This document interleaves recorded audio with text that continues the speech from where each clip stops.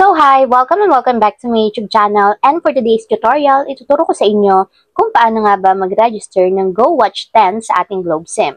But first, kindly subscribe to the channel and don't forget to hit the subscribe button and the bell to notify you for my new updates. And if you learn more, just keep on watching and let's start! So ayan guys, mula sa ating mobile device, pumunta lang tayo sa dial ng ating phone.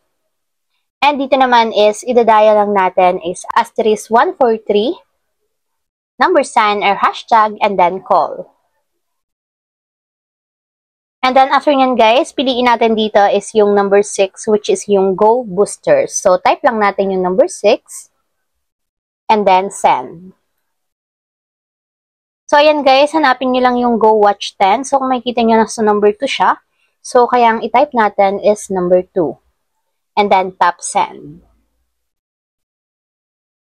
So, sabi dito guys, is kapag daw nag-register tayo ng GoWatch 10, makakakuha tayo ng additional 1 GB na data for YouTube, Netflix, Vio, and Disney Plus for 1 day for only 10 pesos. So, ayan guys, makikita nyo naman is, pag nag-register tayo ng GoWatch 10, magkakaroon tayo ng extension or additional na 1 GB para sa panonood natin for 1 day.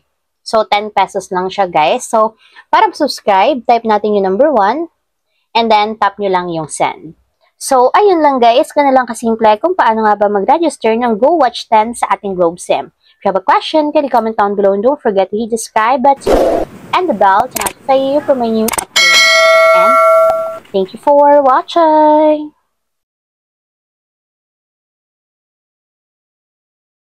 Living life, every day, late at night, not okay.